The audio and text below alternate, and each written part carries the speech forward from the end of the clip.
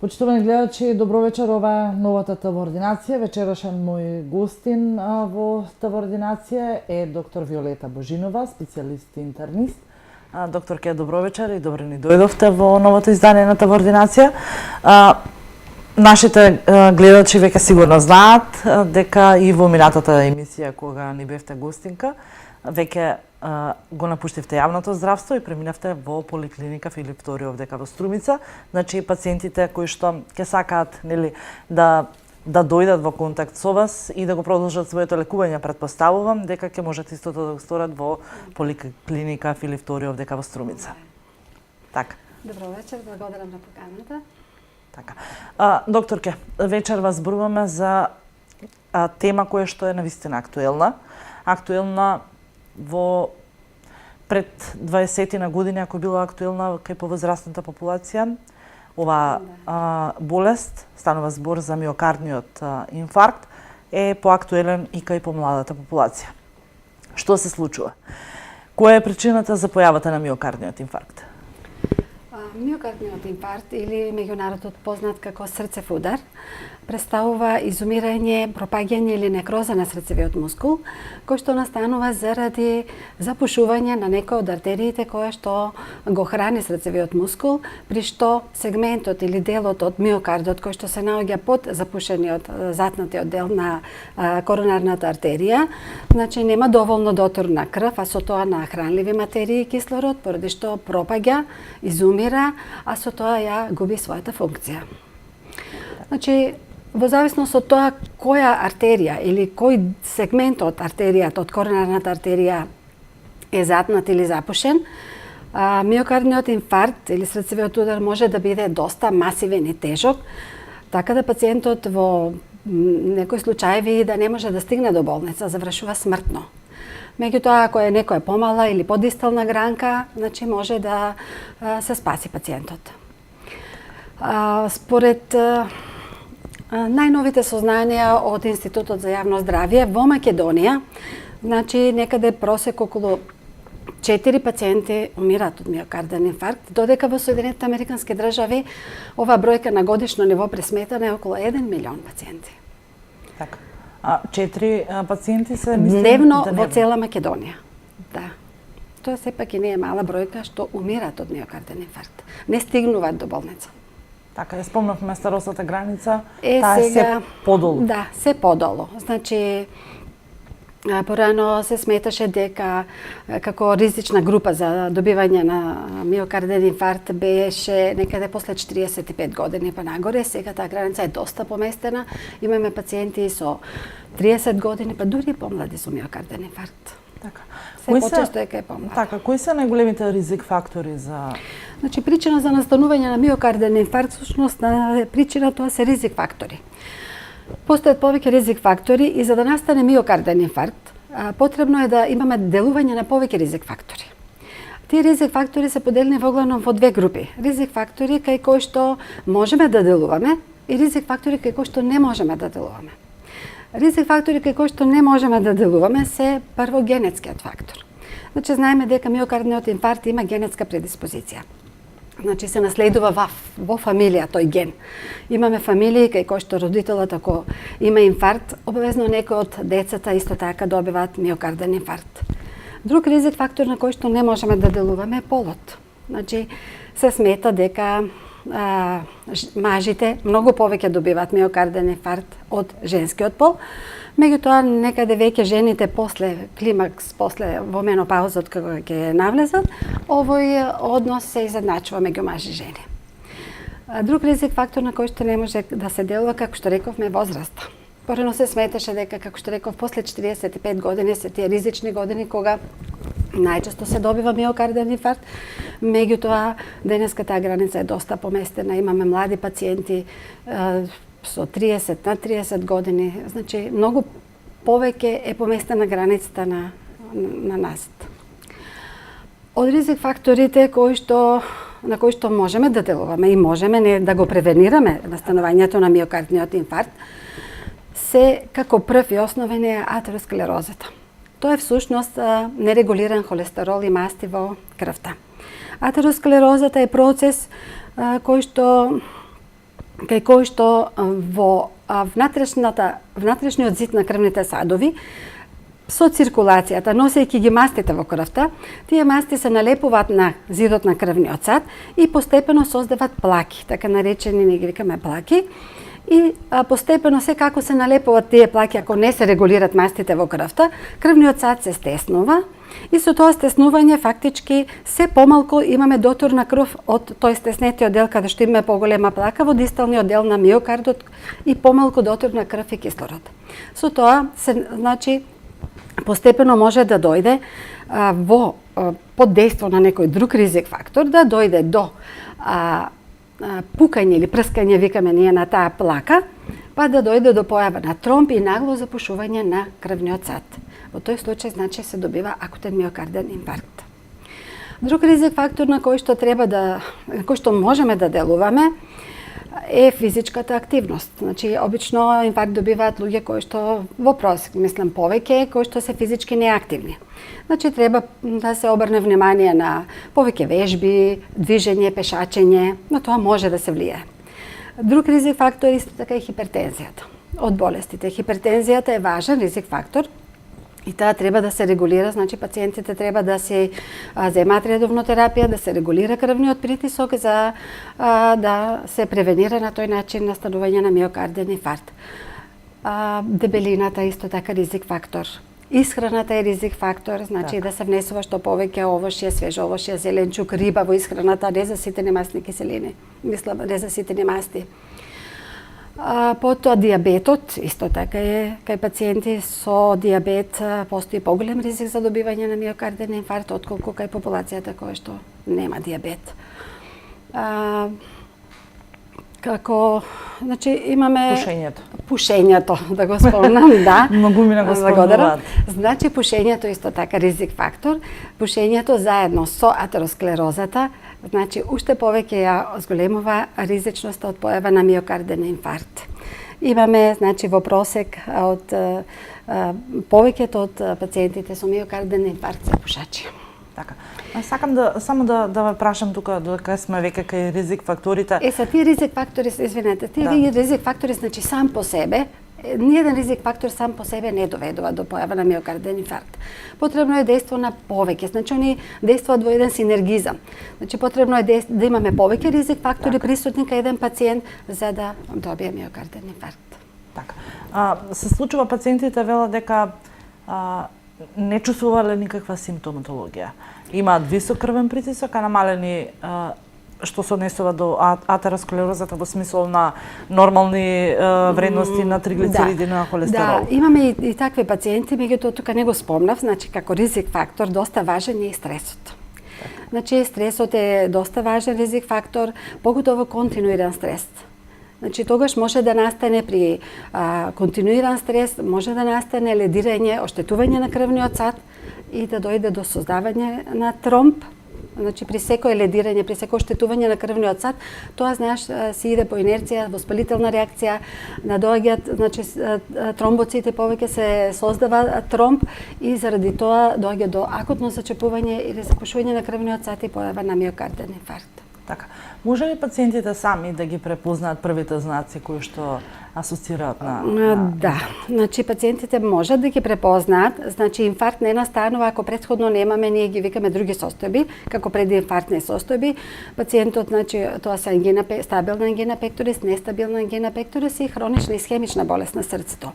Овие состојби значи се како предводник на миокардниот инфаркт. И пациентите значи треба да ги препознаат симптомите на овие пресостојби пред миокардниот инфаркт и да се јават на лекар на време за да може да се превенира, да се спречи појава на миокарден инфаркт. Тоа се симптоми, например, појава на замор кај пациенти кај кои што претходно при обувувањето на нормалните физички активности тие немале некоја де чувствувале замор. Меѓутоа во даден момент почнуваат да чувствуваат замор, например при качување на втори спрат од зграда или при пешачење или при одење по угорнина. Значи мора да застане да се одмори. Тоа е еден од симптомите кој што може да укажува на веќе да имаме некоја стеноза или запушување на некој од коронарните крвни садови. Градна болка. Значи краткотрајна градна болка во градите, стеглива градна болка која што обично се шири во вратот, во долната вилица, левата рака, левото рамо или двете рамиња, во грбот некош може да биде дури со гастрични тегоби некош да се манифестира. Значи сето тоа се симптоми кои што не треба да се занемарат. Пациентот треба да се јави на лекар и да се направат претходно, значи, дополнително испитувања со кои што ќе се утврди дали постои кај пациентот можност за добивање на миокарден инфаркт и тоа да се превенира. Така, сепак телото сигнализира. Сигнализира телото, само треба пациентот да не ги занемарува некои симптоми и да не го одложува одењето на лекар. Додека е акутниот миокарден инфаркт, сликата е драматична. Значи, акутен миокарден инфаркт може да те задеси во било кое време и било каде. Дали физички, ако е нешто активен пациентот, може во мир, на спиење, во ранните утрински часови. Тоа е една ургентна состојба, кога пациентот има една силна градна болка, во вид на жарење, печење, како стегање на менгеме, како стегање со обрач, расцепувачка болка, значи може различно пациентот да ја интерпретира. Меѓутоа, таа е една силна болка, што пациентот фактички го тера да мирува, да прекине ако е физички активен. Е силно препотен, блед, има отежнато дишење, значи гушење, може да се јави тахикардија. И во тој случај, значи пациентот прво што треба да звони на брза помош или ако некој да го префрли до најблиската болница, никако не смее сам да вози. Туку да го префрли до најблиската болница каде што ќе се постави дијагноза за миокарден инфаркт и ќе му се пружи помош. Значи никако не треба да се одолговлекува, да се чека, ќе помине, значи тоа е драматична клиничка слика што секако треба да се оде во најблиската болница. Така. Но не секогаш прогнозите се смрт. Не, значи во денешно време прогнозите се многу добри, значи имаме и со масивни инфаркти пациенти кои што навреме се јавиле во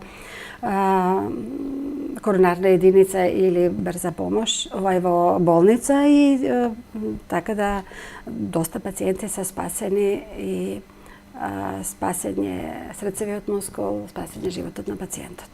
Така, би сакала само да ги наброиме начините на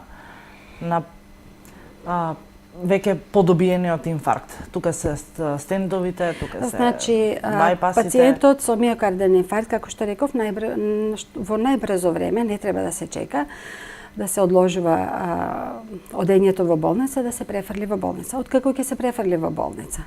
Значи, кај пациентот прво се гледа клиничката слика. Значи, го гледаме пациентот како изгледа, ако можеме земаме анамнестички податоци од кога е болката, колку траела, се прави потоа обавезно ЕКГ и на ЕКГ-то, значи лекарот може да види дали се работи за инфаркт. Дури може да види од ЕКГ-то да прочита за која коронарна артерија се работи, значи која коронарна артерија не е запушена спрема ЕКГ записот. Потоа се прават одма крвни анализи, биохемиски анализи, кај кои што ги испитуваме ензимите кои што ни покажуваат дека имаме распад на мускулни клетки на срцевиот мускул, кои што ни се како маркери. Тоа се срцеви ензими и во случај на миокарден инфаркт тие се доста покачени и тоа не е исто така маркер. И за да поставиме дијагноза за миокарден инфаркт, од овие три знаци, клиничката слика, ЕКГ промените и биохемиските анализи, треба да имаме барем два позитивни за да поставиме дијагноза за миокарден инфаркт.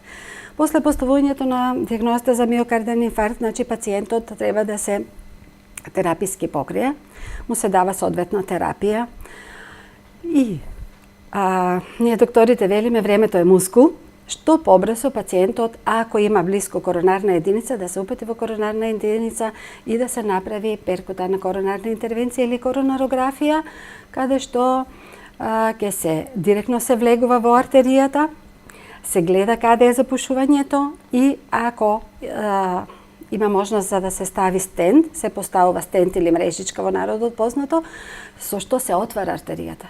Штом се отвори артеријата, значи имаме дотор на крв во тој дел од миокардот и срцевиот мускул се спасува и животот на пациентот. Ако имаме случаеви кога може да биде тоа запушување некаде во почетниот дел на, пример, главната артерија, ние викаме лев меин, левата коронарна артерија која што храни цела лева комора, или ако имаме повеќе крвни садови, повеќе коронарки запушени, во тој случај, значи не се поставува стент, туку пациентот се упатува за хируршка реваскуларизација на миокардот или байпас операција, каде што се врши премостување на овој запушениот дел од артеријата со помош на крвен сад кој што се зема од нозете или рацете и се премостува затнатиот дел и со тоа се воспоставува циркулација и се спасува мускулот. Така, спомнавме уште пред да го поставиме прашањето дека сепак денеска прогнозите се излечиви дека... се. Во кој случај настанува оној помеѓу лекарите познат холивудски инфаркт, дека кога ќе престане работата на срцето, дали постои и колку е чест овој тип на инфаркт? Значи, имаме веднаш кога настапува смрт. Да, имаме, значи, како што реков, масивни инфаркти, каде што еве во случај кој имаме повеќе крвни садови, запушени, повеќе коронарни крвни садови, значи 100% запушени или 99% запушени, и во тој случај, значи, фактички целиот миокард, целото срце останува без дотор на крв и хранливи материи и кислород и ја губи својата функција и во тој случај најчесто настануваат аритмии, фибрилација, кога срцето воопшто не работи и трепери, во тој случај, значи, настанува нагла смрт. Исто така може, има случаи кога пациентот ќе стигне во болница, меѓутоа настануваат компликации. Значи, пациентот може да ни умре од компликации кога ќе настане јакотно белоробно попуштање или ако малигни аритмии, блокови на срцето, што исто така може да ни го однесат пациентот. Така, но секако да не дојде до тоа. Но секако да не дојде, мислам да не дојде до тоа. Денеска се пружат доста, има можности за лекување, имаме коронарни единици на повеќе места. Брзо треба пациентот да се транспортира, значи некаде од 60 до 90 минути, во рок од 60 до 90 минути пациентот треба да се префрли, да се однесе до коронарна единица каде што ќе се отвори артеријата, зашто отворена и затворена артерија не е исто. Така. Ги спомнавме ризик факторите. Ризик факторите се и оние причинители за миокардниот инфаркт, но како да превенираме, нели? Што треба да правиме? Исклучувајќи ги сите, нели? Да, за да се превенира миокарден инфаркт, значи, како што реков, има фактори на кои што не можеме ризик фактори да делуваме, меѓутоа можеме да делуваме на ризик факторите на кои што можеме да делуваме. Значи, обавезно се советува кај пушачи престанок на пушење. Престанок на пушење. Потоа, исхраната. Да се смени исхраната, да се пациентот храни во исхраната да внесува повеќе, како што реков, свеж овошје, свеж зеленчук, риба. Потоа, физичка активност. Значи, секој можен слободен момент од денот да се користи за пешачење, за вежби. Да се контролира дијабетот, чекерот во крвта. Значи, тоа е, како што реков, ризик фактор. Да се земат редовно лекови за холестерол, редовно лекови за крвен притисок, да не се занемарува затоа што тие се ризик фактори. Да се избегнува и стресот, ако може да се избегнува, ако не да се менаџира, да може да се контролира, пошто има пациенти кои што имаат континуиран стрес на работа, стрес во фамилија, значи да може да се менаџира, да се може да се контролира, да се научи пациентот како да се справува со тој стрес. Значи, тоа е всушност, тоа се ризик фактори на кои што можеме да делуваме и може да го превенираме миокардниот инфаркт. И мислам дека најважно е, како што реков, да не се занемаруваат симптомите, некои може да рече банални симптоми, ама сепак замор, градна болка, краткотрајна градна болка. Значи, секогаш треба пациентот да се јави кај матичен лекар, да биде упатен на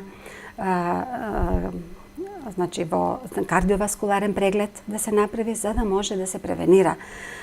Да се направат испитувања, значи ЕКГ, да се види притисок како е. Се прави обавезно ехокардиографија кај пациентот, каде што со ехокардиографија, кој што е златен метод, и може да се види дали кај пациентот заради исхемија, која веќе може да постои заради стеснетите крвни садови, дали има некоја, ние викаме хипокинезија, значи послабо движење на некој од зидовите на срцето, на миокардот што ни укажува дека може да има некое запушување. Исто така, како златен стандард не коронарниот стрес тест како метода за откривање дали кај пациентот има коронарна болест, бидејќи се испитува функцијата на миокардот, функцијата на срцето со коронарниот стрес тест. И така да треба да се направат сите тие исследувања и во секој случај кај пациенти кај кои што сето тоа ќе се направи, се превенира миокарден инфаркт, навреме се пациентот значи открива дали има можност да направи миокарден инфаркт, веднаш се упатува на перкутана коронарна интервенција или коронарографија и се решава. Се спасува пациентот, значи. Така, колку време и треба да се створат оние плаќа кои што ги кажувате вие? Може ли со редовни систематски прегледи кои што веќе секако нели преку Министерството за здравство се задолжително? Треба да се прават систематски прегледи, да се следи, да се прават лабораториски испитувања на 6 месеци, на година дена, да се значи регулира холестеролот во крвта, да се земат, да се дават лекови. Сега имаме статини кои што се доста добри, дури кај помладата популација ги даваме, заради тоа што имаме помлада популација, заради лошата исхрана се со висок холестерол во крвта. И сето тоа значи превенција, може да се превенира. Само треба пациентите тоа да го знаат. Така, да бидат дисциплинирани. Да бидат дисциплинирани, упатени. Што може да се случи ако не се тоа, пример ако не се регулира притисок, ако не се регулира холестерол, шеќерот во крвта. Така. Се некако ризик фактори. Така. Докторке, јас ви благодарам што и вечерва одвоивте време, ги едуциравме нашите гледачи и се надевам дека оваа тема, иако е многу пати изборувана, сепак миокардниот инфаркт зема се поголем. Замав, ја кажав ти алармантната бројка од 4 до 5 лица дневно на ниво на Македонија, која што е тема која заслужува секако внимание. Се надевам дека гледачите слушнаа она кое што досега можеби и не го слушнале. Се надевам дека вакви едукативни емисии ќе имаме понатаму со други теми, секако за сите оние кои што сакаат да слушнат и да научат можеби нешто повеќе. Така во кратки црти да се информираат пациентите, мислам тоа е да се едуцираат така. Ви благодарам на поканата. Ви благодарам уште еднаш. Се гледаме во некој наредно издание на ТВ Ординација. Вам, почитувани гледачи, ви благодарам што бевте и вечерва со нас. Се гледаме наредната ТВ Ординација.